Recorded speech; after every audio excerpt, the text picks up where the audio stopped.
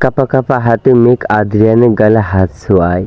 সারা শরীর বরফ পাথরের খণ্ডের ন্যায় ঠান্ডা, যেন কোনো মৃত ব্যক্তির শরীরের তাপমাত্রা। মেঘের কলিজা কেঁপে ওঠে, অজানা ভয়ে মন আতঙ্কে ওঠে। কণ্ঠে জড়তা নিয়ে জোরে চিৎকার করে দিয়ে বলে ওঠে, আদ্রিয়ান, কথা বলুন। আদ্রিয়ান, আপনার হাতে রক্ত কেন? আদ্রিয়ান। মেঘের কণ্ঠস্বর শুনে আদ্রিয়ানের মুখের আদলে কোনো প্রতিক্রিয়া দেখা গেল না। দুই চোখ বন্ধ করে শরীর ছেড়ে দিয়ে বাথটবে নিথর দেহ পড়ে রইল।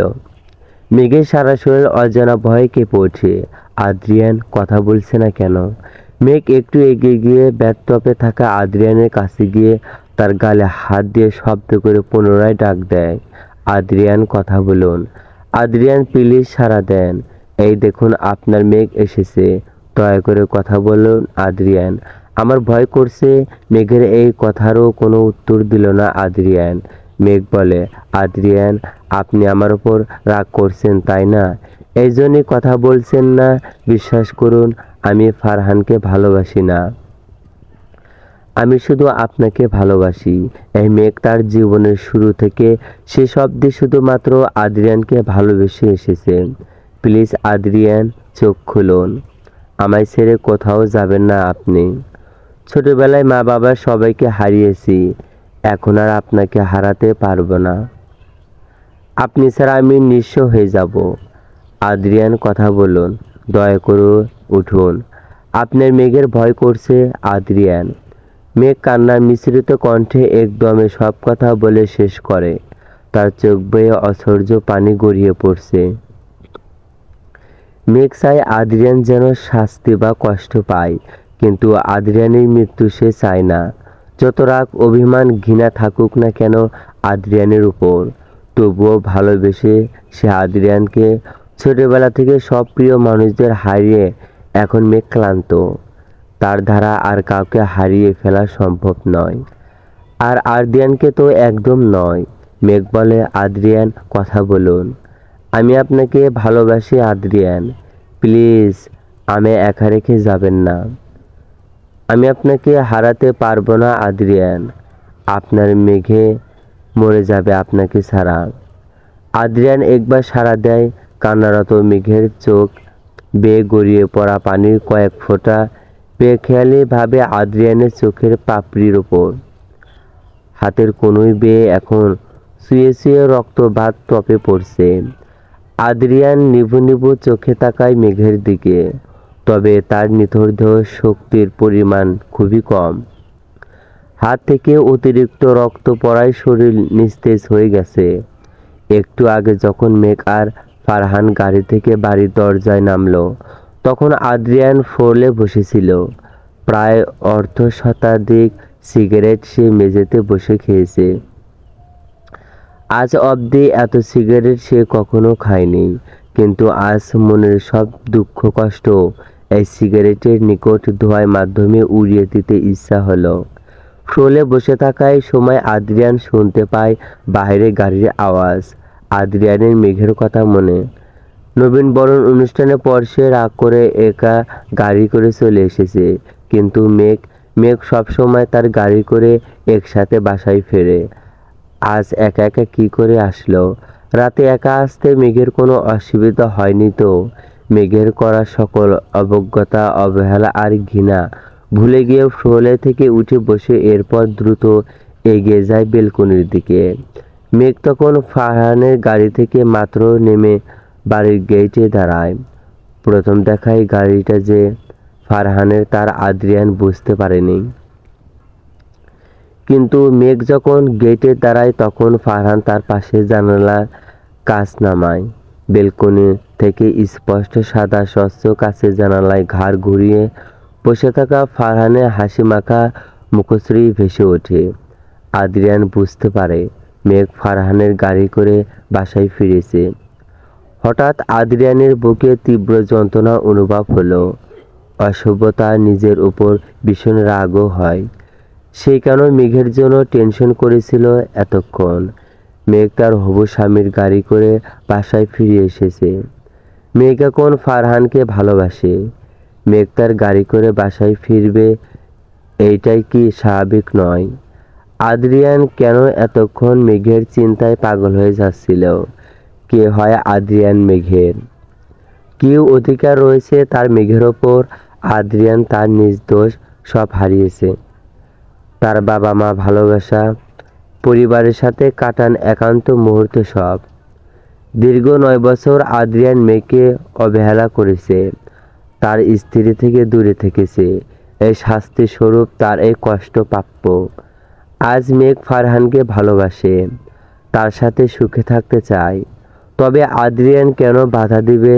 সবার সুখী থাকার অধিকার রয়েছে, মেঘেরও আছে। কিন্তু আদ্রিয়ানের শুধু সবার ঘৃণা আর শাস্তি পাওয়ার জন্য জন্ম হয়েছে। তবে তা হয় আদ্রিয়ান শাস্তি পাবে। আদ্রিয়ান নিজেই নিজেকে শাস্তি দিবে, বিশাল বড় শাস্তি দিবে। দূরে বেলকনি থেকে দাঁড়িয়ে আদ্রিয়ান মেঘের মায়া ভরা মুখশ্রীর দিকে তাকায়। ওই বাড়ির গেটে দাঁড়িয়ে থাকা সুন্দরী মেয়েটা তার বউ। বউ শব্দটা উচ্চারণ করতে গিয়ে ঠোঁটে মৃদু হাসি ফুটে ওঠে আদ্রিয়ানের। দু চোখ ভরে বেশ কিছুক্ষণ মেঘের মুখের আদল পর্যবেক্ষণ করল। হঠাৎ কি মনে করে শব্দ করে হাসল। আদ্রিয়ানের ব্যবহার আজ ভীষণ অদ্ভুত। গম্ভীর রাগে মুখে কেমন চাপা কষ্ট আর অভিমান লুকিয়ে রাখা রয়েছে। মেঘ যখন বাড়ির গেটে অতিক্রম করলো, তখন আদ্রিয়ান বেলকনি থেকে দূরে সরে যায়। এরপর রুমে প্রবেশ করে ড্রয়ার থেকে ধারাল ছুরি বের করে। আদ্রিয়ান এখন কি করছে তা হয়তো সে নিজেও জানে না। মানুষ যখন অতিক্রম মানসিক চাপে থাকে, তখন নিজের ক্ষতি করার জন্য আত্মহত্যার মতো মারাত্মক পথ বেছে নেয়। হয়তো আদ্রিয়ানের সাথে তাই হলো। সবার অবহেলা আর ঘৃণার থেকে নিজেকে মুক্তি করতে চাইল। হাতে থাকা ধারাল ছুরি নিয়ে আদ্রিয়ান পা বাড়ায় ওয়াশরুমের দিকে। ওয়াশরুমে বাথটবের পানির উপর বসলো। তার মাথায় এখন কাজ করছে না, শুধু মনে হচ্ছে তার জীবনের সকল কষ্ট থেকে মুক্তি পাওয়ার উপায় হলো মৃত্যু। আদ্রিয়ান এত বড় হার্ট সার্জার হলেও তার মানসিক অবস্থার উপর নিয়ন্ত্রণ করতে পারল না।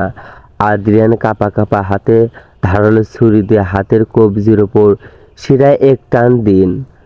সাথে সাথে রক্ত সারা হাত লাল হয়ে যায়। বিন্দু বিন্দু রক্তকণা গড়িয়ে পড়ল বাথটবের পানি ধীরে ধীরে ঘোলাটে হয়ে লাল রক্তবর্ণ ধারণ করলো।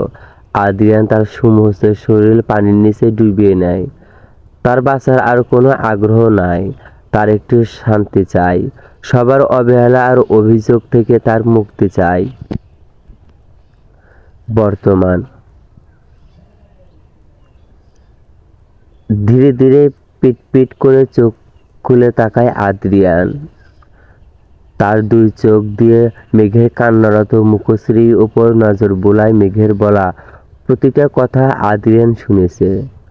খুব দীর্ঘ সময় ধরে আদ্রিয়ান হাত কাটে নাই, তাই এখনো অজ্ঞান হয়ে যায়নি। মেঘের বলা সব কথার মধ্যে যে কথা আদ্রিয়ানের মন ছুঁয়ে গিয়েছে তা ছিল, ভালোবাসি আদ্রিয়ান।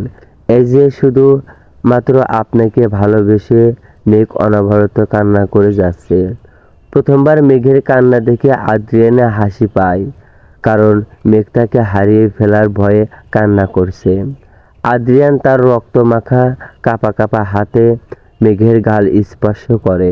হঠাৎ ঠান্ডা শীতল হাতের ছোঁয়ায় মেঘের ঘোর কাটে। কান্না করা বন্ধ করে বাথটবে বসে থাকা আদ্রিয়ানের দিকে তাকায়। আদ্রিয়ান দুই জোড়া ভেজা নেত্রপল্লব মেঘের ওপর স্থির হয়ে তাকিয়ে থাকা মেঘ শ্বাস ফিরে পায়। মেঘ কোনো কথা না ভেবে দ্রুত হাত বাড়িয়ে আদ্রিয়ানের গলা জড়িয়ে ধরে। কাঁধে মুখ ডুবিয়ে বুক করে কান্না করে উঠে আর বলে, আদ্রিয়ান কেন করলেন এমন? বাথটবে যখন আপনার রক্তাক্ত হাত দেখেছিলাম, তখন আত্মা কেঁপে উঠছিল আমার।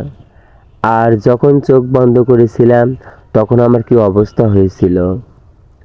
আমি মনে করেছিলাম আপনি হয়তো। মেঘের অসম্পূর্ণ কথাটা পূর্ণ করে দিয়ে আদ্রিয়ান বলে ওঠে, কি মনে করেছিলে? আমি মারা গেছি। আদ্রিয়ানের কথা শেষ করার আগেই মেঘ মুখ চেপে ধরে আর বলে, চুপ করুন আদ্রিয়ান। কি বলছেন এইসব? আপনার কিছু হবে না। আদ্রিয়ান চুপ হয়ে যায়। মেঘ শক্ত করে আদ্রিয়ানের বাহুদ্বয় জড়িয়ে ধরে, তার কাঁধে মুখ গুজে দেয়। দুই হাতে শক্ত বাঁধনে আদ্রিয়ান আগলে ধরে তার প্রিয়সীর উষ্ণ শরীর। ডান হাতের কবজির উপর থেকে এখন রক্ত গড়িয়ে পড়ছে। আদ্রিয়ানের শরীর ক্রমশ নিস্তেজ হয়ে যাচ্ছে।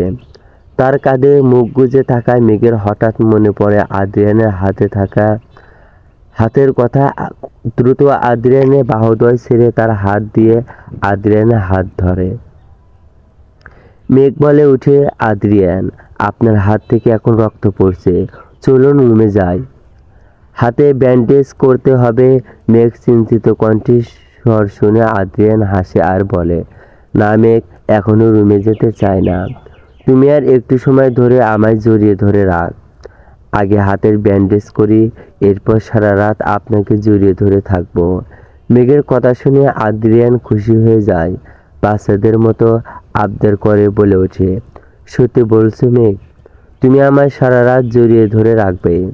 তুমি আজ রাতে আমার সাথে থাকবে? বর্তমানে আদ্রিয়ানের মানসিক অবস্থা যথেষ্ট খারাপ। তার ব্যবহার কোনো রোগীর মতো।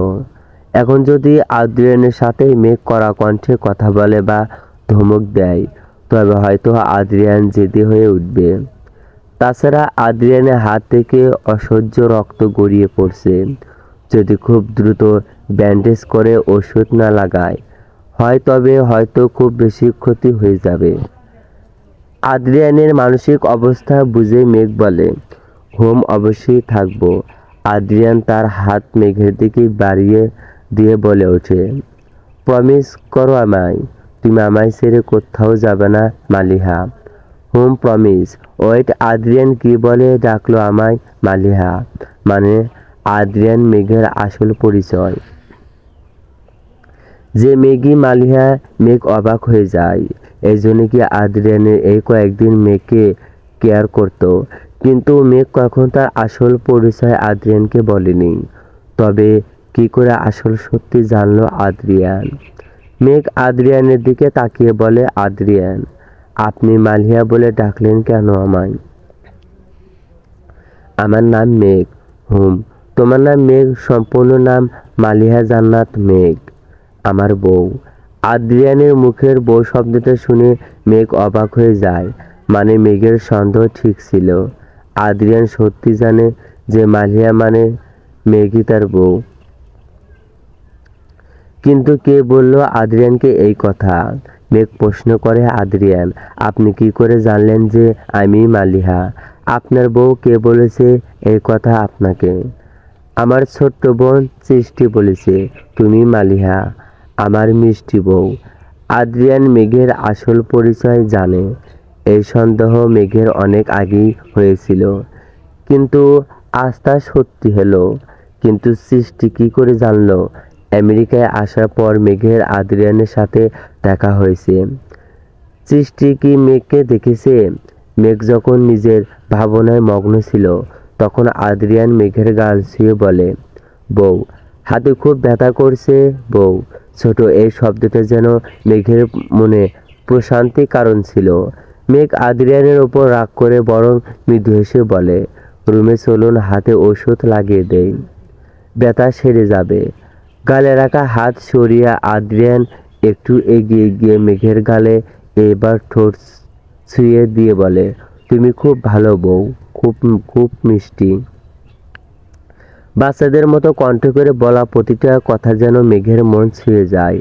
আদ্রিয়ান তখন প্রায় শতখানিক সিগারেট খেয়েছে, যার ফলে তার হয়তো একটু নেশা করেছে। সিগারেট যথেষ্ট দামি আর ব্যান্ডেজ ছিল। বাথটবের পানি থেকে হাত ধরে আদ্রিয়ানের সমস্ত শরীর উপরে উঠে মেঘ। কিন্তু আদ্রিয়ানের বলিষ্ঠ দেহের ভার সহ্য করার মতো শক্তি মেঘের শরীরে ছিল না। তবুও ধীরে ধীরে আদ্রিয়ানকে উঠায় মেঘ। কিন্তু সমগ্র বাথটবের পানি লাল রক্ত বর্ণ ধারণ করায়। আদ্রিয়ানের চোখে মুখে রক্তের বিন্দু বিন্দু পানি জমা হয়। এখন একবার আদ্রিয়ানের গোসল করা উচিত, কিন্তু আদ্রিয়ান একা একা তা করতে পারবে না। তাছাড়া যদি একবার হাতে ব্যান্ডেজ করা হয়ে যায়, এরপর হাত ভেজান যাবে না। তাই মেঘ আদ্রিয়ানের হাত ধরে ঝর্ণার কাছে নিয়ে যায়। এরপর আদ্রিয়ানকে দাঁড় করিয়ে পাশে থাকা সুইচ অন করে ঝর্ণা ছেড়ে দেয়। উপরে ঝর্ণা থেকে ঝিরিঝিরি ঝিরিঝিরি বৃষ্টি নেয় টপ টপ পানির ফোঁটা পড়ছে আদ্রিয়ানের শরীরে। মেঘ দূরে দাঁড়িয়েছিল, দেয়ালে পিঠ ঠেকিয়ে মেঘ জোরে জোরে নিঃশ্বাস নেয়। আদ্রিয়ানের বলিষ্ঠ দেহের ভার সামলাতে গিয়ে মেঘ বেশ কষ্ট হয়েছে। পানির বিন্দু বিন্দু ফোঁটা যখন শরীর আঘাতে কেটে যাওয়া কবজির ওপর পড়ে, তখন ব্যথায় আর্তনাদ করে আদ্রিয়ান বলে ওঠে, আহ! আদ্রিয়ানের মুখে ব্যথা উক্ত ধ্বনি শুনে দূর দাঁড়িয়ে থাকা মেঘ কাছে আসে তার। মেঘ আদ্রিয়ানের কাছে এগিয়ে এসে বলে, আদ্রিয়ান, কি হয়েছে আপনার? হাতে ব্যথা করছে। বাধ্য ছেলের ন্যায় এপাশ ওপাশ মাথা নাড়িয়ে আদ্রিয়ান সম্মতি দেয়। তার হাতে ব্যথা করছে। মেঘ দ্রুত আদ্রিয়ানের কাটা হাত তার হাতের তালুর মধ্যে নেয়।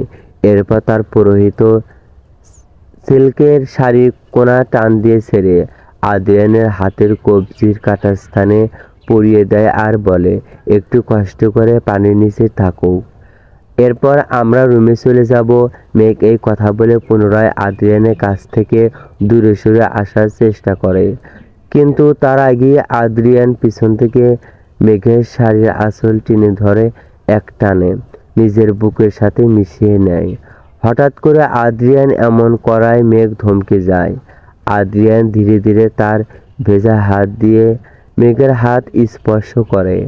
এরপর মেঘের পিছনে পিঠে লেপ্টে থাকা ভেজা চুল কাঁধের এক পাশে সরিয়ে নেয়।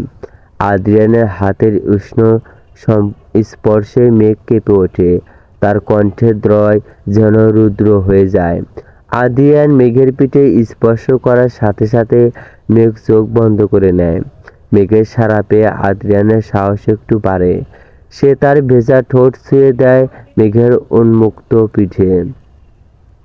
এরপর বেশ কিছুক্ষণ ঠোঁটে রাজত্ব চালায় সেখানে। অপরদিকে মেঘের অবস্থা খুব করুণ। আদ্রিয়ানের ঠোঁটের ছোঁয়ায় তার সাজঙ্গনে অদ্ভুত শিহরণ বয়ে যায়। মেঘ তার পরনের শাড়ি দুই হাত দিয়ে চেপে ধরে আদ্রিয়ানের ঠোঁটের গভীরতা উপলব্ধি করেছে। আদ্রিয়ান যখন মেঘের পিঠ থেকে মুখ তুলে ধীরে ধীরে মেঘের কানের পিঠে চুমু খায়, তখন একবার চোখ খুলে তাকায় মেঘের দিকে। চোখ বন্ধ করে থাকা অবস্থায় মেঘও তাকায় আদ্রিয়ানের দিকে। হঠাৎ দুজনেই চোখ মিলিত হওয়ায় উভয়ই বেশ লজ্জা পায়। আদ্রিয়ান যখন মেঘের অধিক নিকটে যাওয়ার জন্য অগ্রসর হবে, তখন মেঘ থামিয়ে দেয়। মেঘ বলে, আদ্রিয়ান, হাতের ব্যান্ডেজ করতে হবে, রুমে চলুন। থমকে যায় আদ্রিয়ান। এখন আদ্রিয়ানের হুঁশ না থাকলেও সে মেঘের সম্মতি ছাড়া তার কাছে যেতে চায় না। মেঘ ঘুরে আদ্রিয়ানের দিকে ফিরে তাকায়, এরপর ওর হাত ধরে ওয়াশরুম থেকে বের করে নিয়ে আসে। বিছানায় বসিয়ে গরম উষ্ণ টাওয়াল দিয়ে আদ্রিয়ানের মাথার উস্কো চুল সযত্নে মুছিয়ে দেয়। এরপর টেবিলের ড্রয়ার থেকে ব্যান্ডেজ আর ওষুধ বের করে আদ্রিয়ানের পাশে বসে যায় মেঘ। ভদ্র ছেলের ন্যায় আদ্রিয়ান মেঘের দিকে হাত বাড়িয়ে দেয়। মেঘ মুচকে এসে ধীরে ধীরে আদ্রিয়ানের কেটে যাওয়া স্থান থেকে রক্ত পরিষ্কার করে। এরপর ওষুধ লাগায়। আদ্রিয়ান ব্যথায় চোখ মুখ কুঁচকে ফেলে। মেঘ আদ্রিয়ানের দিকে তাকিয়ে বলে, হাতে যদি এত ব্যথা করে তবে হাত কাটলেন কেন? মেঘের কথার উত্তরে আদ্রিয়ান বলে, তুমি ওই ফারহানের প্রপোজে রাজি হয়েছিলে কেন? তোমাদের দুজনকে একসাথে চোখ দেখে আমার হিংসা হয়েছিল, তাই হাত কেটেছি। এত জেলাসি আপনার? কিন্তু আপনি কি আমায় প্রেমিক হন যে প্রেমিকাকে অন্য কারো দেখে হাত কাটবেন? প্রেমিক না হয় বর তো হয়। সযত্নে আদ্রিয়ানের হাতে ব্যান্ডেজ করে দেয় মেঘ। এরপর আদ্রিয়ানকে বিছানায় শুয়ে তার বালিশের কাছে বসে মাথার চুলে হাত বুলিয়ে দেয়। আদ্রিয়ান মাথা উঁচু করে মেঘের মুখের দিকে পিট করে তাকায়। তার ব্যান্ডেজ করা হাত উপর তুলে মেঘের চুলে হাত ছোঁয়ায়। মেঘ মুচকি হেসে বলে, আপনি ঘুমান এখন আদ্রিয়ান, আমি রুমে যাই, ড্রেন শেষ করে আসি। মেঘ বিছানা থেকে উঠে দাঁড়াতে যাবে তখনই আদ্রিয়ান পিছনে থেকে হাত ধরে টান দিয়ে তার উপর ফেলে দেয়। এরপর মেঘের বাহু ধরে ধাক্কা দিয়ে অপর পাশের বালিশে ছুঁড়ে মারে। আদ্রিয়ান মেঘের ওপর উঠে পড়ে। মেঘ বলে, আদ্রিয়ান কি করছেন? মেঘ আর তার বলা কথা সম্পূর্ণ উচ্চারণ করতে পারল না। তার আগে আদ্রিয়ান মেঘের ঠোঁট চেপে ধরে। মেঘ চুপ হয়ে যায়। আদ্রিয়ান মেঘের ঠোঁটে রাখা তার আঙুল স্লাইড করতে থাকে। মেঘের থুতনি ধরে তার চিবুক উপরে উঠিয়ে নিজের ঠোঁট নিচু করে চুমু দেয় মেঘের কপালে। এরপর ধীরে ধীরে মেঘের গালে আলতো ঠোঁটে ছোঁয়া দেয়। মেঘ আদ্রিয়ানের পরনের শার্ট শক্ত করে ধরে রাখে। আদ্রিয়ান মেঘের ভেজা অধর জোড়ার দুই পাশে ঠোঁট ছুঁয়ে অল্প করে ঠোঁট ডুবিয়ে দেয় মেঘের অধরে। মেঘ আদ্রিয়ানের মাথার পিছনে চুল শক্ত করে চেপে ধরে, নিজের সাথে মিশিয়ে নেয়। উন্মুক্ত মেঘের কোমরে আদ্রিয়ান তার হাত নিয়ে শাড়ির ভাঁজে হাত গলিয়ে মেঘের পেট স্পর্শ করে। মেঘের শরীর অজানা শিহরণে কেঁপে ওঠে। আদ্রিয়ান প্রথমে ধীরে ধীরে চুমু খেলেও একটু পর এগ্রেসিভ হয়ে যায়। মেঘের নিঃশ্বাস নিতে কষ্ট হচ্ছিল, তবুও সে সহ্য করে নেয়, আদ্রিয়ানের সাথে তাল মিলায়। হঠাৎ আদ্রিয়ান মেঘের ঠোঁট ছেড়ে দেয়, ধীরে ধীরে ঢলে পড়ে মেঘের ওপর। হঠাৎ আদ্রিয়ানকে থেমে যেতে দেখে মেঘ আদ্রিয়ানের মুখ উঁচু করে দেখে কোনো সাড়া শব্দ নাই। তার মানে কি আদ্রিয়ান অজ্ঞান হয়ে গেছে? হয়তো শরীর থেকে অধিক পরিমাণ রক্তক্ষরণ হওয়ার এমন হয়েছে। মেঘ আদ্রিয়ানকে নিজের সাথে মিশিয়ে নেয় আর বলে, আদ্রিয়ান জানেন এই মেঘ না বড্ড বেহায়া। মানুষের সামান্য ভালোবাসা অতীতের সব অবহেলায় ভুলে যায়।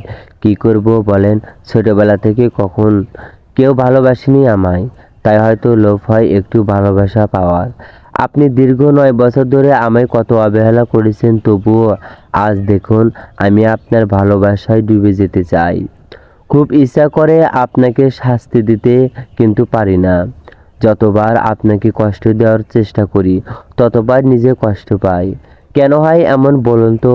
মেঘ পুনরায় বলে ওঠে, আপনি আমার কাছে শেষ সুযোগ চেয়েছিলেন না?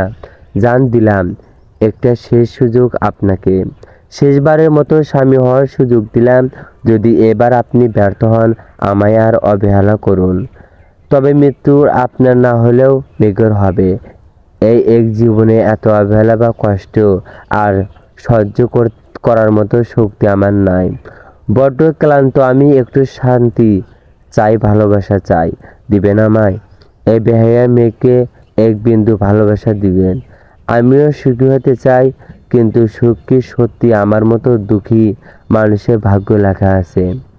যদি গল্পটি ভালো লাগে অবশ্যই কমেন্টে জানিয়ে দেবেন। আপনাদের কমেন্টে পেয়ে গেলে পরবর্তী পার্টে দ্রুত আপলোড করার চেষ্টা করব। ধন্যবাদ। চলবে।